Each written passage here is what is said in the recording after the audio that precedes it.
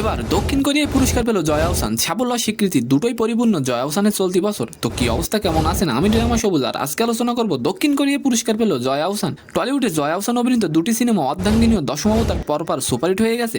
টলিউডের beauty সার্কাসে অভিনয়ের জন্য পাচ্ছেন শ্রেষ্ঠ অভিনেত্রী জাতীয় চলচ্চিত্র পুরস্কার। আর এবার সেই প্রাপ্তির খাতায় যুক্ত হলো আরও একটি পুরস্কার, যেটা এসেছে দক্ষিণ কোরিয়ার বুসান পিস ফিল্মস ফেস্টিভ্যাল থেকে। সম্প্রতি অনুষ্ঠিত হয়েছে উৎসবটির 14তম আসর। এতে পূর্ণদৈর্ঘ্য চলচ্চিত্র শাখায় বেস্ট ফিচার ফিল্মস হিসেবে পুরস্কৃত হয়েছে নকশিকাঁথার জমিন। আর এই খুশির খবরটি শুনে কলকাতা থেকে আনন্দ ভাগ করে নিয়েছেন জয়া আহসান।